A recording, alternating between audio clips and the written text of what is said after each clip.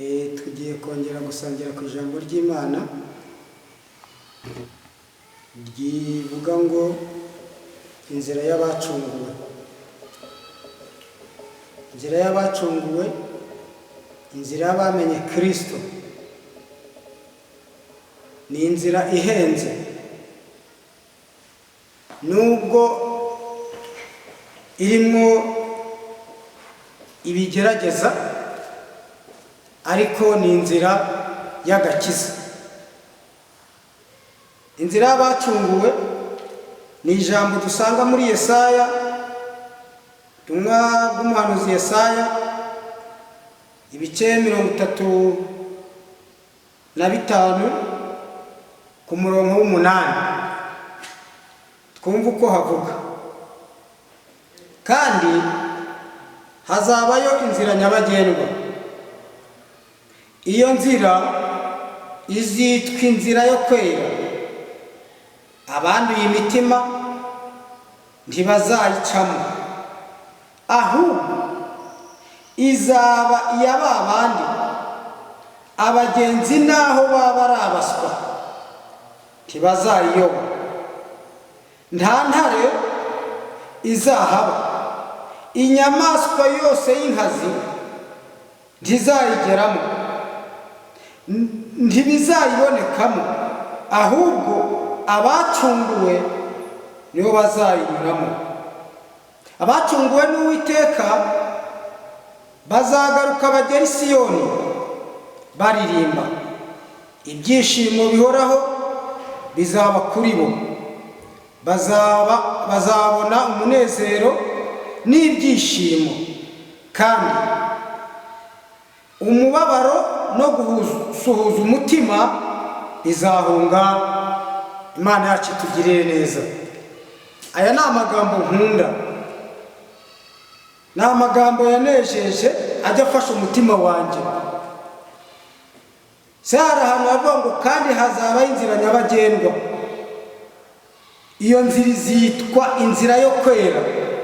Iyi nzira abantu bayiguyemo, inzira abantu bajya bayikinisha, ariko ni inzira ijya mu bwami bw'Imana. Iragoye, iraruhije, kandi ntitwemerera kugenda uko twiboneye, ntabwo itwemerera kwifata uko tubonye. Haleluya! Ni ukuvuga ngo bisaba kwigengesera, bisaba ko nigengesera njye, bisaba ko nawe wigengesera, bisaba ko nyabuneka iyi nzira ni inzira igoye. Haleluya! Ni inzira itakwemerera kwambara uko ubyumva. Hari imyenda y'abagenzi bajya mu ijuru, hari imyambaro y'abagenzi bari mu rugendo, hari ibyo itatwemerera kurya, hari ibyo itatwemerera kuvuga. Ndabona abantu baba muri iyo nzira, muri uyu murimo bakawubamo uko babyumva. Uyu murimo bakagenda basakumba, bagasakumba ubusambanyi, bagasakumba ubusinzi, bagasakumba ubujura, bagasakumba amagambo apfuye, ngo bari kujya mu bwami bw'Imana. Iyi nzira iragoye. Haleluya! Iyi nzira iraruhije. Ni inzira yo kwera, ni inzira yo gukiranuka. Iyo umuntu ayirimo yirinda, aziririza byose. Ijambo ry'Imana ndetse itwereka ko muri iyo nzira tutagomba kwifatanya n'abanyamahanga. Njya mbona abagabo bagenda uko babyumva, njya mbona ababyeyi bagenda uko babyumva, njya mbona abasore b'iki gihe n'abakobwa b'iki gihe, urubyiruko rw'iki gihe rugenda uko rubyumva. Ariko iyi nzira ni inzira yo kwera, yo guca bugufi, yo kwemera ugahugurika, bakakubwira uko ugomba kwitwara ukemera. Ariko ndagira ngo rwose unyumve neza, iyi nzira irahenze. Ndikwemera kuba mu kabari, ndikwemera kwifatanya n'indaya, ndikwemera kuba mu bisambo, ndikwemerera kuba mu magambo apfuye, kuko ni inzira. Yesu aravuga ngo ushaka kunkurikira yiyange, yikorera umusaraba w'ibihe byose, ni wiyange. Pawulo aravuga ngo ibyarindamuye byahindutse igihombo kubwo gukunda Kristo, ndetse bimwe ngo abibona nk'amase. Hari abantu baba mu nzu y'Imana ariko ntibemere kugira ibyo basiga, ntibemere kugira ibyo bahomba. N'ubundi ugasanga baba mu nzu y'Imana ariko no hanze babamo, tugira aho batandukanye. Bakaba mu bujura kandi baba mu nzu y'Imana, bakaba abasambanyi baba mu nzu y'Imana, baba mu murimo w'Imana. Ariko Yesu aravuga ngo ushaka kumukurikira yiyange, wambwe na biriya byose. Iyo nzira rero bizabiya babandi bacunguwe, babandi bemeye bakaba uko babayeho, bakarya uko babonye, ariko umurimo w'Imana ntuwandagare. Bakemera bakambara uko babonye, ntibavuga ngo ubwo bafite agatenge kamwe ngo reka ngo ajye gusamara kugira ngo ukunda kuri gitenge cyangwa kuri kandi yenge. Akemera akaba mu nzu y'Imana. Nguwo inzira y'abacunguwe ngabo. Haleluya! Inzira y'abacunguwe ni inzira ihenze, ni inzira itakwemerera kugenda uko ubyumva. Musore, mukobwa mw'iki gihugu, ndagira ngo nguhendahende.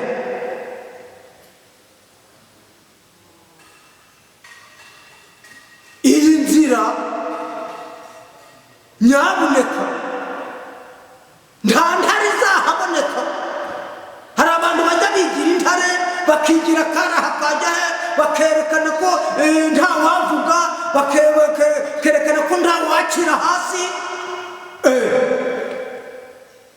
Ndagira ngo nkurangire neza, nkurangire nkubwize ukuri. Hari abantu banga kubwiza abantu ukuri. Iyi nzira yo kujya mu ijuru, iyi nzira y'igiyi ntakuzanamo ibyubahiro. Inzira yo kujya mu ijuru ndakuvuga ngo ngewe ngo narize. Warize ariko ni ubwenge bwa kamere, hari ubwenge bw'Imana. Yobu 28 ku murongo wa 28 yaranditse ngo dore kubaha Uwiteka nibwo bwenge, kandi kuva mu byaha niko kujijuka. Ubwenge bwa mbere ni ubwo kubaha Imana. Ubwenge bwa mbere ni ubwo guca bugufi mbere y'Imana, ukamenya ko hejuru y'abami, hejuru y'abami n'ibikomangoma hari Imana. Niyo mpamvu iyi nzira ikubwira ngo hazabaho inzira nyabagendwa. Iyo nzira izitwa inzira yo kwera. Kandi abanduye imitima, hari abantu bavuga ngo agakiza kaba mu mutima. Gakiza se n'indi ureba imbere. Kandi Bibiliya hano ikubwira ngo abo ngabo tuzababwira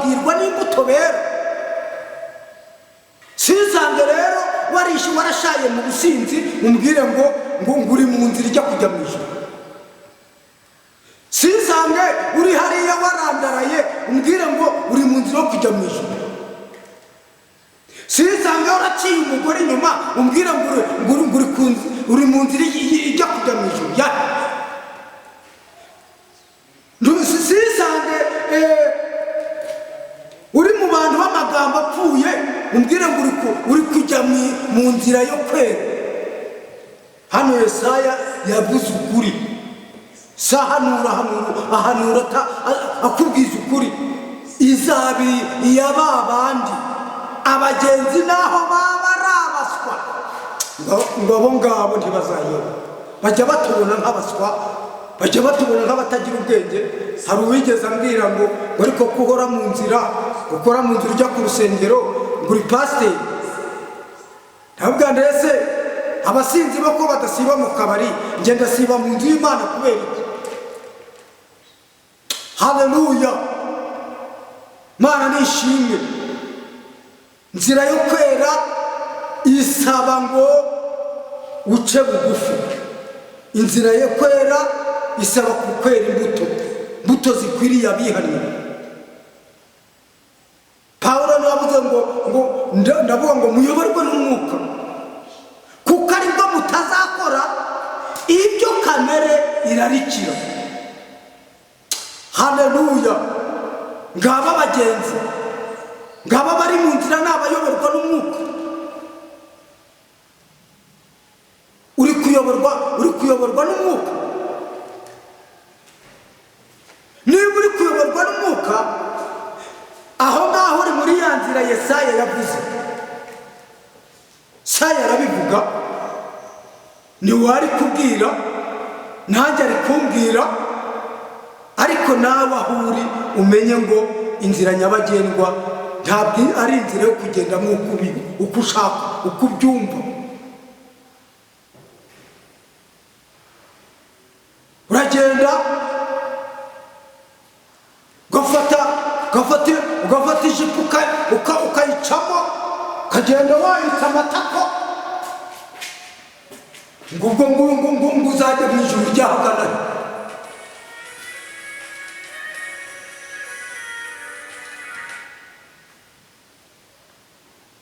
Ryahagana he?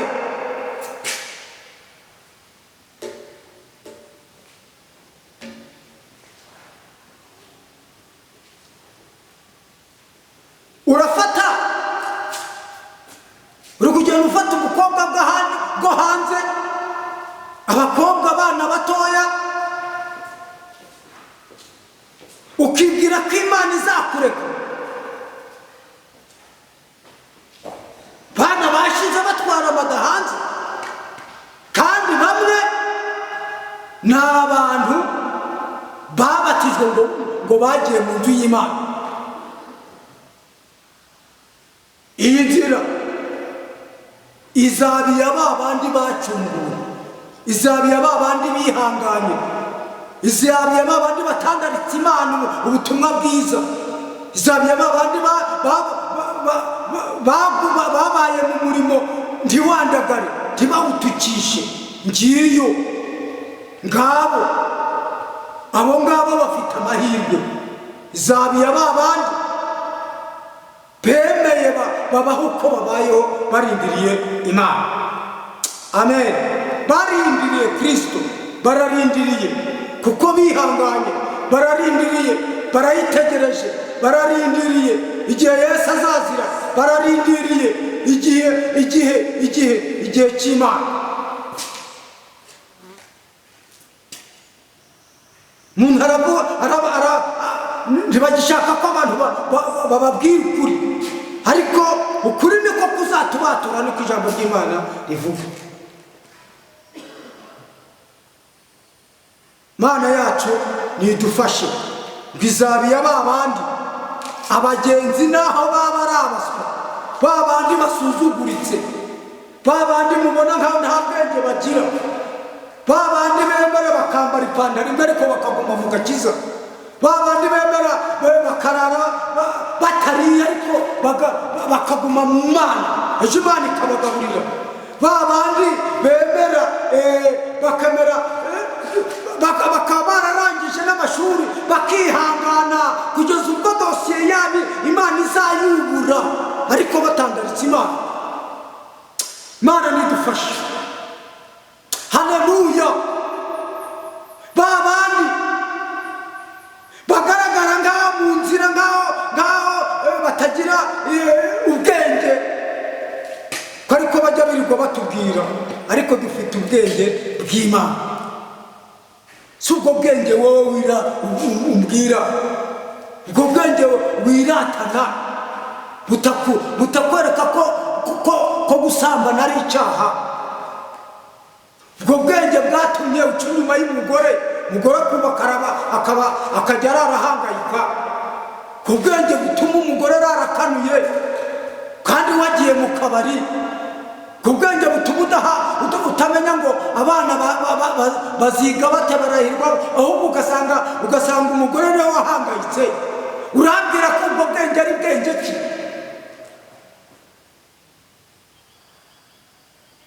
Bwenge bwa mbere ni ukumenya Imana. Haleluya. Bwenge bwa mbere ni ukumenya Imana.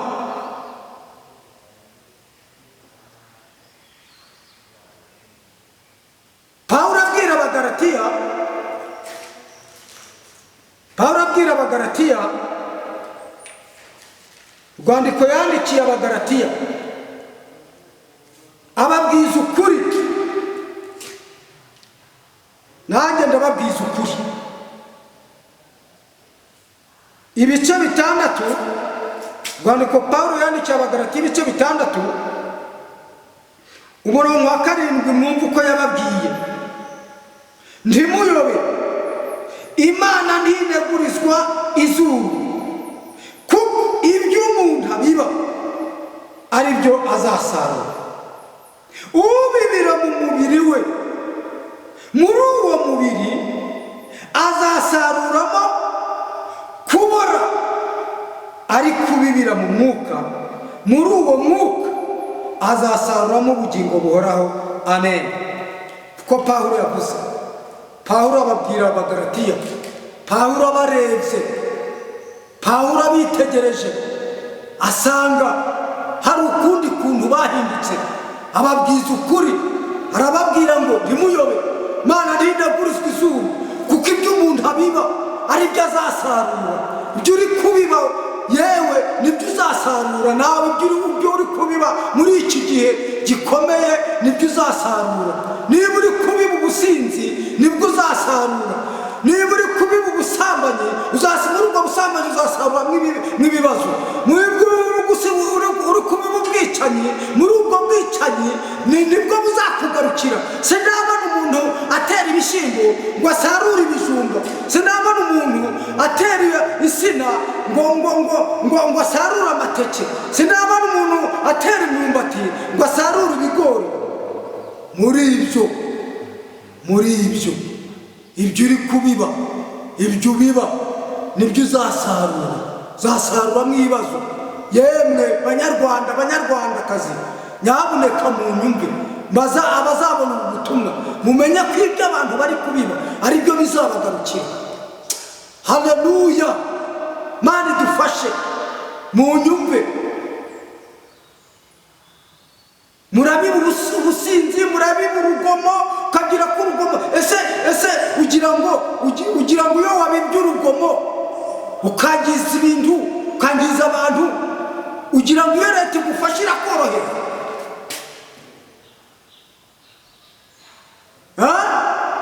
Mu nyumve, yewe uzabubona, wewe uzabireba, wowe wumva bigukoze ku mutima, ndakugira inama kubiba amahoro.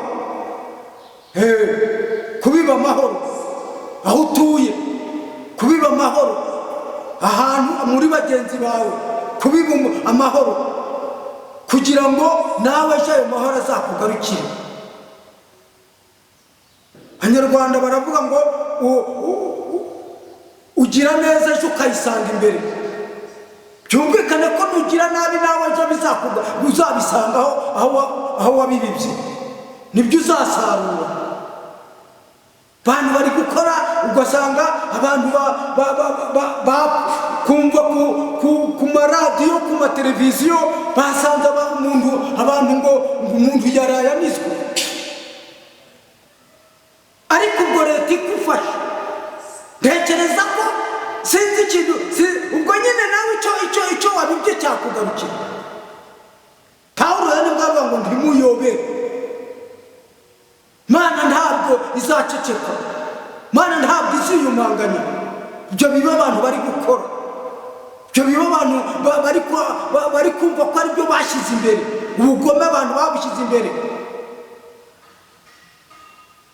ishara abantu bararyimika. Yewe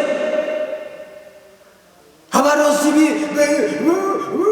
bakibwira ko ibyo bakora bizabagarukira, ibyo bakora bakiko bazagarura ibyiza. Oya, ejo Imana izakwitura ibyo wakoze. Kuvuga ngo rero byanze bikunze, Pawulo nibwo yababwiraga ngo ubibira mu mubiri we, muri uwo mubiri azasaruramo kubora.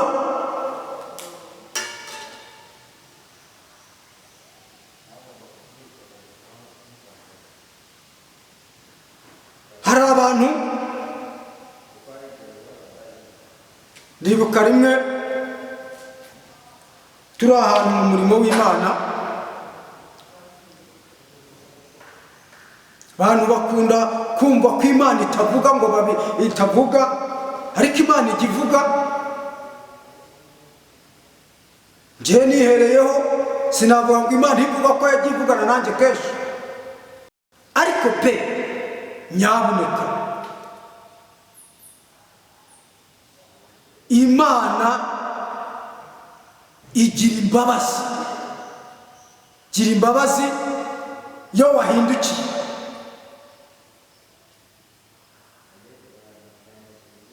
Amen. Ndibuka rimwe turi mu murimo w'Imana,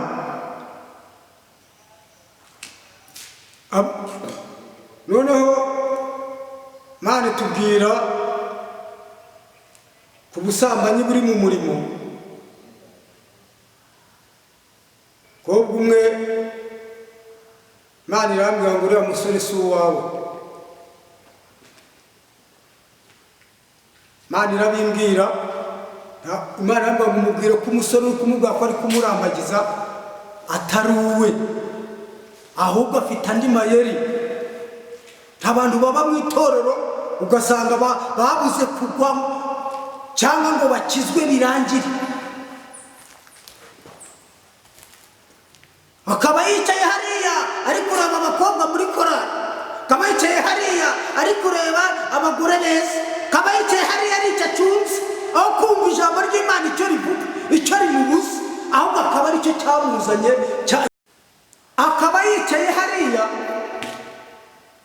ndaje kumva ijambo rimufasha, ndaje kumva ijambo rizamutunga mu Kristo, ndaje kumva impuguro, ahubwo akaba yicaye yaje kureba abakobwa cyangwa abagore beza. Imana iramwishyurira, iramba ngo bwira umukobwa icyo kwiriya ntebe ya mbere runaka, umubwire ko umusore uri bari kuvugana ntabwo ari we, ahubwo afite amayeri yo kuzamubwisha. Dusohotse mukobwa ndamubwira nti hari ibintu Imana yambwiye, mujyana ku ruhande, ntabwo hari umusore muri kuganira ariko simuzi, ariko rwose Imana yambwiye ngo ntabwo ari ukugira ngo muzakora ukabwo ni ukukugwisha. Kobwa mbona arabyumvishe, ariko burya ntiyumvishe bimunejeje ibyo mvuze. Hashize iminsi nk'ibiri ndi mu nzira ngenda, ndi kumwe n'abandi basore babiri, ngiye kumva numva umusore adutambutseho arankaciye mu bitugu, arazunguza ashaka kunkubita hasi, abandi twe turi kumwe baramfashe bati muri gupfa iki? Ataka gasore akureba kandi aranyije n'umukobwa. Burya njye namenya ko wa mukobwa atabyumvishe, ahubwo yagiye kubibwira wa muhungu. Mpita amenya wa muhungu ntari nazi ko ari nawe. Baramubwira bati kugira ngo umukubite rero turi kumwe, uzamushake undi munsi umukubite tutari kumwe. Umuhungu arandika. Ukwezi kumwe kurangiye, ndi kujya mu masengesho senga Imana mu cyumba tugiye gusenga. Imana irambwira ngo nyuri iyi nzira ujye iwabo wa mukobwa, kuko wa mukobwa wa musore yamugwishije ikimenyetso cy'iwabo, uhagume arahagusanga. Nakasi inzira kujya ku cyumba mba ndetse njyageranye iwabo wa mukobwa ngo mpagere, bicaye mukangiye kwa mu mukobwa araje. Amakuru sati ni meza. Yes, nyine ngo haranone nagiye. Tujye mu masengesho. Ati hoya. Ati none sinjyayo. Kubera iki utajyayo? Ati hoya, ati mfite ikibazo gishobora gutuma ejo nzinduka njyana. Ndaza kuguherekeza ariko ujye uze mu rugo uje uzinduka ugenda. Ati hoya, numva rero twumvikana. Imana yanjye ntijya imbeshya. Kandi Imana ntijya ibeshya. Imana yambwiye ngo wamaze kugwa. Ntambutse ahantu irambwira ngo kata ujye waba uriya mukobwa. Jyayo. Urahasanga none uri kumbwira ko utajya mu masengesho kubera iki? Ko ahantu uvuye gusambana. Imana ivuye ko uvuye gusambana, wari uri gusambana. Kandi uri gusambana n'umusore. Imana wa musore kobwa araturitarize maze kurira. Ntabwo nturarira iki? Ko Imana yari yaguhishuriye ko umusore afite andi mayeri. Njye mubwira gutyo, Imana irambwira ngo uwo musore, uyu mukobwa abaye wa kane agize gutyo. None iyo nzu yiratana agenda afata abakobwa gutyo, nawe ntazayishingirirwa. Mbimubwira gutyo. Kobwa ndabimubwira hamaze iminsi umuhungu ararwara. Amaze kurwara bajyana kwa muganga. Umuhungu ntiyagarutse. Ariko umukobwa kubera ko yahise amenya ikosa yakoze, aba imbere y'Imana. Imana igira imbabazi. Yemwe Imana igira imbabazi. Kabona ibyaha byawe uko byaba bingana kose, Imana igira imbabazi. Ubwo uko byaba birundanyije kose, nta nubwo byo bifite amatoni, ntawurushije Sawuli ibyaha yari afite. Ariko Sawuli yihannye, Imana iramubabarira. Nawe ndakugira inama, inzira urimo itari yo gukizwa, inzira urimo ugenda wiyoberanya. Dore ko ariyo ndwara abantu barwaye yo kwiyoberanya, ntibagire ukuri, bakaba mu nzu y'Imana gusa biyoberanya. Akananirwa ko umuririmbyi ngo akizwe, akananirwa ko umudiyakoni ngo akizwe, akananirwa ko umunyamasengesho ngo akizwe, ahubwo akiyoberanya. Ugasanga ibyo hano ni muzima, yagera iriya hirya akaba yapfuye, akaba yivanze mu bindi. Ariko ijambo ry'Imana yakubwira ngo garukiraho, wemere guca bugufi, wemere kwihana, wemere gukizwa, wemere guhinduka.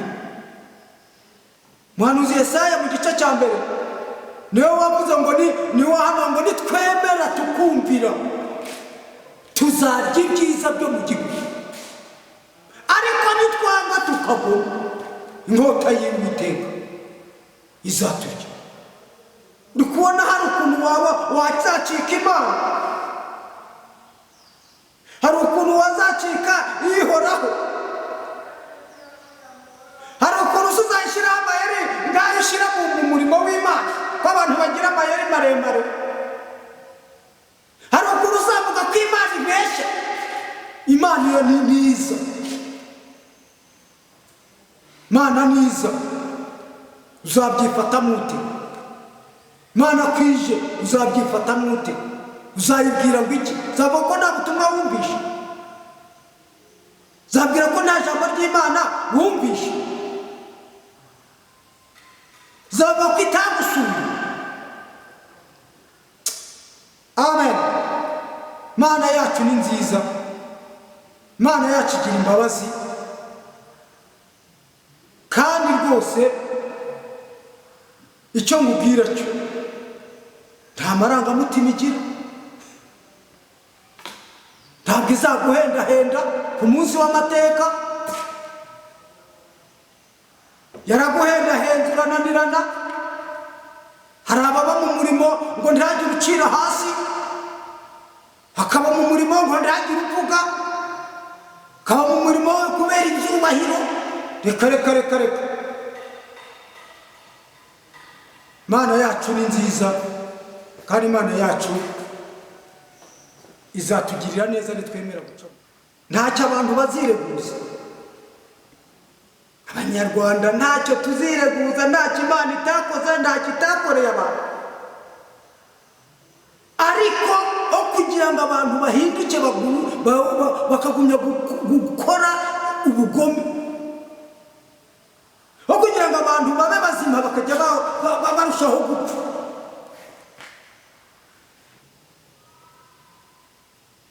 buriya ikintu cyatumye Abayuda batabarwa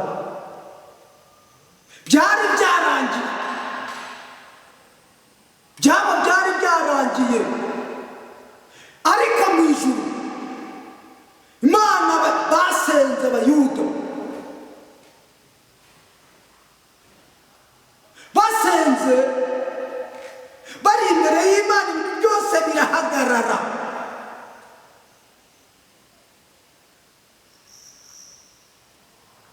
Bati tugiye kuba imbere y'Imana iminsi 3 tutarya tutanywa. Aho niho rero, aho niho ruzingiye.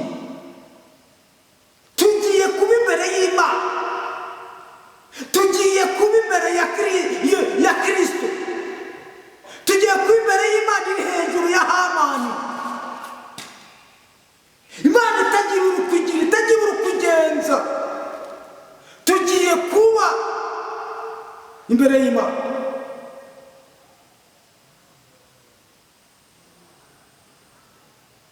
Babaye imbere y'Imana iminsi 3. Imana yo mu ijuru itagira urukugira, Imana igireba ibyiherereye, Imana itareba ibirumbaraye, birabatabara. Hamani wabashakaga kubarangiza abari ujya mu kigwi cyabo. Wowe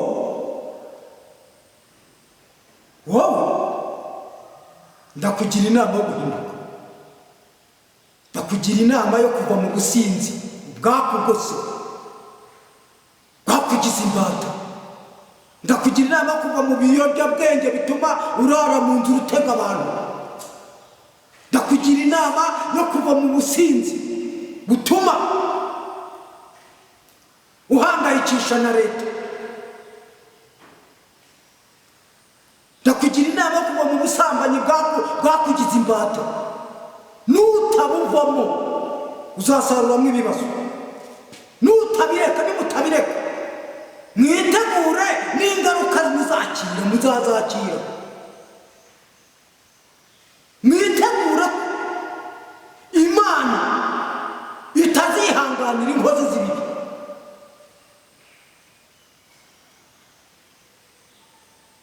Imana iradukunda, buri umuntu Imana yaremye iramukunda.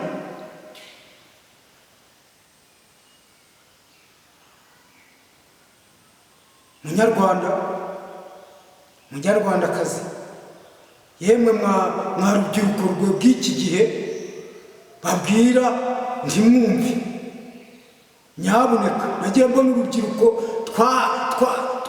twahamagariwe rumwe mu nzu y'Imana rwigira akaraha kajya he, none ntubambaze. Mana igikubita inkozi z'ibibi. Mana nidufashe, Mana niturengere. Niba wemeye guhindukira kwemera guca bugufi aho uri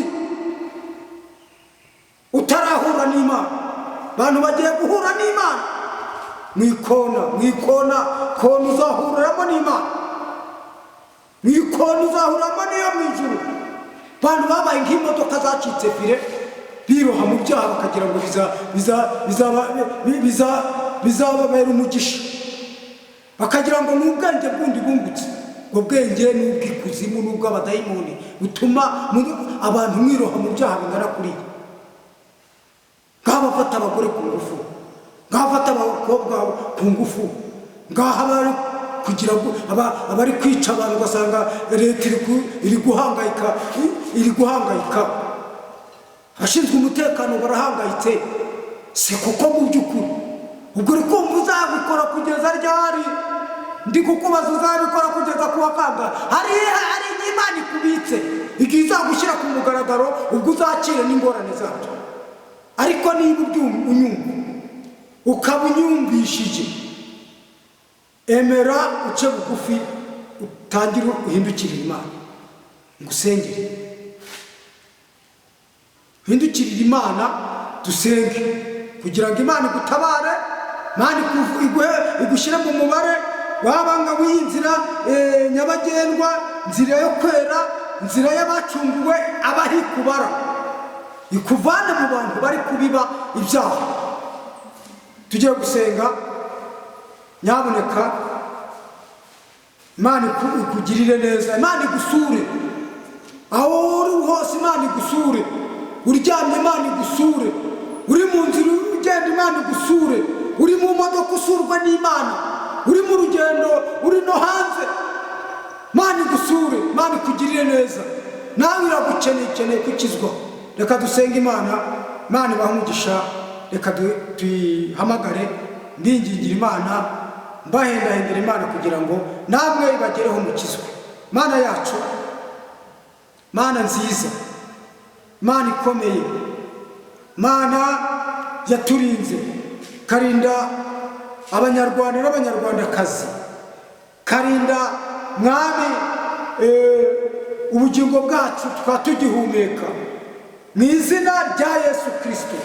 Ijambo ndivuze nk'umwana w'umuntu, ariko wowe uri Imana ishobora byose, uri Imana igira neza, uri Imana ikunda umuntu wayo yaremye. Sengeye Mwami Yesu Kristo, umuntu wese uzumva iri jambo rimutabare, ijambo rigire aho rimuvana, ijambo rigire n'aho rimutereka, iri jambo rimutabare ave mu businzi, ijambo ritabare abantu bave mu busambanyi, ijambo ritabare abantu bave mu bapfumu, rive mu barozi, mu izina rya Yesu Kristo. Ribavaneyo, ribazane babe abana bawe. Bongere Mwami Yesu Kristo ubagirire neza, bamenye kuri Imana ishobora byose. Turagushimiye Mwami Data twese, impinduka y'iri jambo, hindura abantu, mpinduka Yesu Kristo, rihindura abantu babaye akahebwe, rihindura abantu bigize akaraha kajyahe, batumva, abantu bumve ikigenderewe n'iki gihugu. Haleluya. Yesu ngwino, tabara abantu ibyaha byishe, tabara abantu mu izina rya Yesu, kugira ngo izina rye rihabwe icyubahiro. Ugize neza Mwami, kumva kutugirira neza, tuzabona impinduka y'iri jambo. Ni mu izina rya Yesu Kristo Umwami wacu niko mbisabye, amen.